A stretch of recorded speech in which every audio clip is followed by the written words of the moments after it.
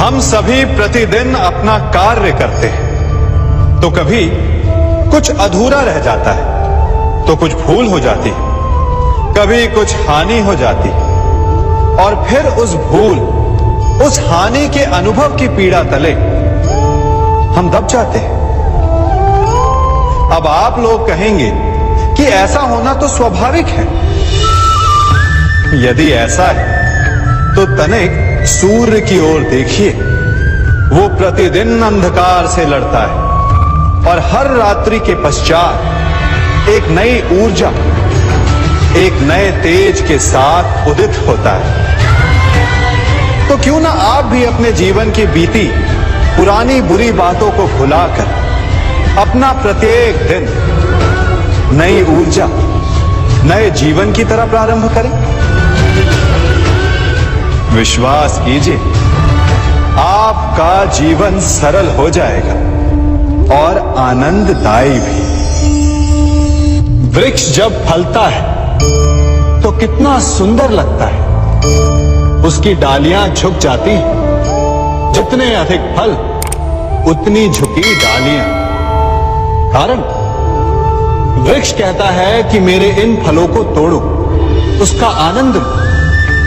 इससे एक ओर हमें वृक्ष के मीठे फल खाने को मिलते हैं, तो दूसरी ओर वृक्ष के स्वयं का बोझ कम हो जाता है। इसी भांति यदि आप सफल हैं तो अहंकारी मत बनिए, विनम्र रहिए। ये विनम्रता ही आपके बोझ को कम करेगी। और यदि आप विनम्र ना रहे, झुके नहीं, तो आप अपनी ही सफलता के फलों के बोझ से टूट कर गिर जाएंगे।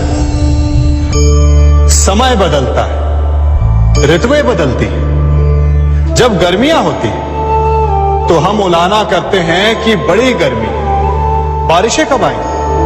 और जब बारिश आती है तब हम कहते हैं कि बड़ा चिपचिप, सर्दियां कब आएंगी। और जब सर्दियां आती हैं तब हम गर्मी की प्रतीक्षा करने लगते हैं। और इसी कारण हम किसी भी ऋतु का आनंद नहीं उठा पाते। कल क्या होगा इसके विषय में सोचकर अपना समय व्यर्थ करना बंद कीजिए। ऋतुओं पर आपका कोई वश नहीं, परंतु आज के, अभी के इस पल पर, इस क्षण पर आपका वश तो है। उसे जीना सीखिए, उसका आनंद उठाना सीखिए। सबके मन का सबसे बड़ा भय क्या है? सबसे बड़ा लालच क्या है? सबसे बड़ी चिंता क्या है? तनिक विचारिए। सबके मन का सबसे बड़ा भय, सबसे बड़ी चिंता है मृत्यु। सभी सोचते हैं, सभी भय खाते हैं कि कहीं मृत्यु ना आ जाए। सभी लालच करते हैं कि कुछ दिन और जीने को मिल जाए। सभी आशा करते हैं कि वे कभी ना मरे। और इसी मृत्यु के भय के कारण ही आप उस जीवन की उपेक्षा कर देते हैं जिसे आप जी रहे हैं। क्या कभी आपने सोचा कि आप मृत्यु से भयभीत क्यों होते हैं? क्योंकि आप जीवन में वो कर नहीं पाए जो आप करना चाहते हैं। और जो आप करना चाहते हैं वो कर पाना तभी संभव होगा जब आप मृत्यु के भय से निकलकर अपने जीवन के हर पल का उपयोग करना सीख जाएंगे। तो मृत्यु के भय से बचने का केवल एक ही मार्ग है, एक ही मंत्र है। अपने जीवन के हर पल को जियो। वृक्ष मुझे बहुत प्रिय हैं, बहुत अच्छे लगते हैं। आपको भी अच्छे लगते होंगे। कारण यह है कि वो हमें छाया देते हैं, अपनी शीतलता देते हैं, शांति देते हैं। परंतु मुझे वृक्ष एक और कारण से अच्छे लगते हैं, और वो कारण है वो सीख जो एक वृक्ष हम सभी को देता है। और वो सीख है अमरता। एक वृक्ष कभी नहीं मरता, मरने से पूर्व वो अपने जैसे कई वृक्ष अपने बीजों के द्वारा संसार को दे जाता है। तो अमर होने का केवल एक ही मार्ग है, और वो है जो आपके पास है, वो संसार को दो। अपना ज्ञान, अपना अनुभव, अपना आनंद बांटने में कंजूसी ना करें, कभी कृपण ना हो, तो आप संसार में सदा जीवित, सदा अमर रहेंगे। हम सभी घरों में रहते हैं, और अधिकतर लोगों के जीवन का ये एक स्वप्न तो होता ही है कि हमारा अपना घर हो, है ना?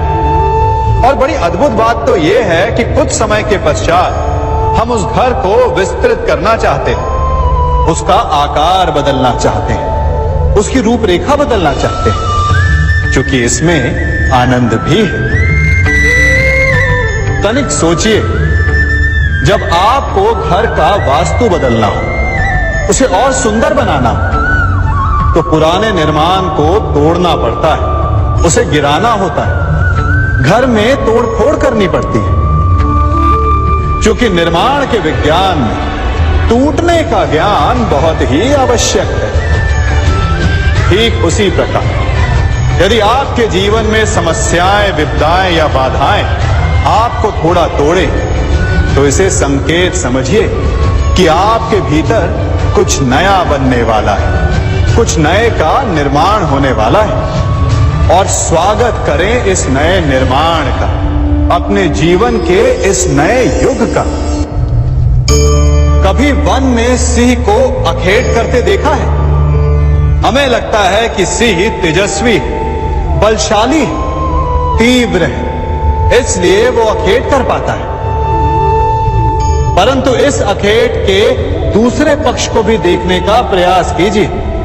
सिंह अखेट तभी कर पाता है जब हिरण आस छोड़ देता है, जब वो भागना बंद कर देता है, जब वो संघर्ष करना छोड़ देता है। सिंह हिरण की मृत्यु नहीं चुनता, हिरण स्वयं अपनी मृत्यु चुनता है। ठीक उसी प्रकार असफलता हमें नहीं चुनती, हम असफलता को चुनते हैं। ये हम ही हैं जो आशा को छोड़कर संघर्ष करना छोड़ देते हैं और भाग्य का अखेट बन जाते हैं। इसलिए संघर्ष करना मत बंद कीजिए, प्रयास करते रहिए और सफलता आपकी मुट्ठी में होगी। जब घर में अंधकार छा जाता है तो प्रकाश लाने के लिए आप क्या करते? दीपक ढूंढते और उसकी लौ को प्रज्वलित करते, और फिर अंधकार अपने आप दूर हो जाता है। अब आप कहेंगे कि इसमें कौन सी नई बात है? यदि अंधकार को दूर करना है तो दीपक की लौ को प्रज्वलित तो करना ही पड़ता है। यही बात तो समझने की, यदि अंधकार से लड़ना है तो अंधकार का सहारा नहीं लिया जा सकता, उसके लिए प्रकाश की आवश्यकता होती है। घृणा का अंत करना है तो उसे घृणा से अंत नहीं किया जा सकता, उसे प्रेम की आवश्यकता होती है। शत्रुता का अंत शत्रुता से नहीं किया जा सकता, उसे क्षमा की आवश्यकता होती है। यदि आपको नकारात्मक ऊर्जाओं से लड़ना है तो स्वयं को सकारात्मक बनाना होगा, और तभी आपके जीवन में वास्तविक आनंद आ सकेगा।